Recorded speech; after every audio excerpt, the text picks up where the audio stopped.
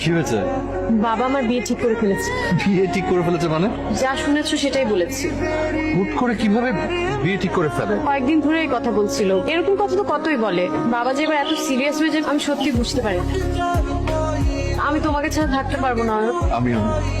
তোরা যা বলেছিস আমি সব শুনেছি, কিন্তু এই ব্যাপারটা এক ফোঁটা ছাড় দেবো না আমি।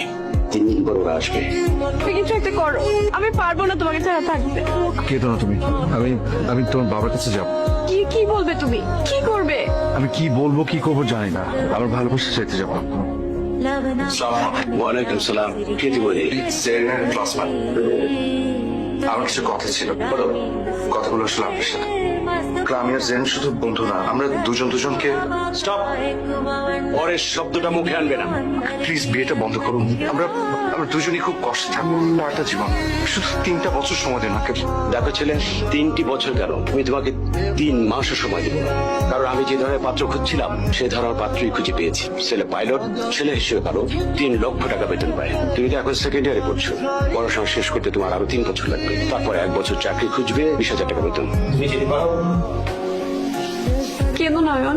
আমার কাছে কিছু টাকা আছে, গয়নাও আছে। আমরা কালই পালিয়ে যাব।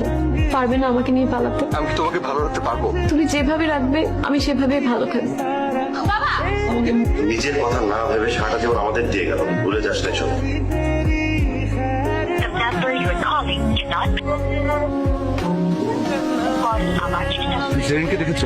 ওকে ফোনে না পেয়ে ওর বাসায় গিয়েছিলাম, কাল বাসায় ছিল না। তুমি কিছু জানলে আমাকে জানিও। তুমি এখানে কেন? জেরিনের সাথে একটু কথা ছিল। 8-9 দিন হলো আমি ওকে দেখি না। আমি শুধু একবার দেখে চলে যাবো। এর বিয়ে হয়ে গেছে, জেরিন এখন শ্বশুর বাড়ি। হ্যাঁ জানতাম। দেন তোমাকে জানাতে নিষেধ করেছিল। তুমি জেরিনের শ্বশুরের ঠিকানাটা আমাকে দিতে পারবে? আমি ওকে অনেকদিন দেখি না, দূর থেকে শুধু একটু দেখে চলে আসবো। আমি তো ওকে হারিয়ে ফেলেছি।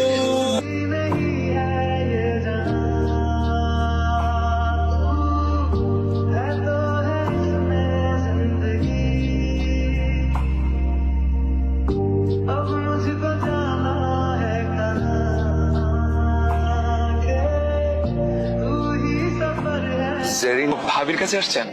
না, ভাবি তো বাসেন, আপনি জানেন না? সিঙ্গাপুর এয়ারলাইন্স একটা চাকরি হয়েছে, দ্যাটস ওয়াই ভাবি এবং ভাইয়া দুজনেই 2 বছরের জন্য সিঙ্গাপুরে চলে গেছে।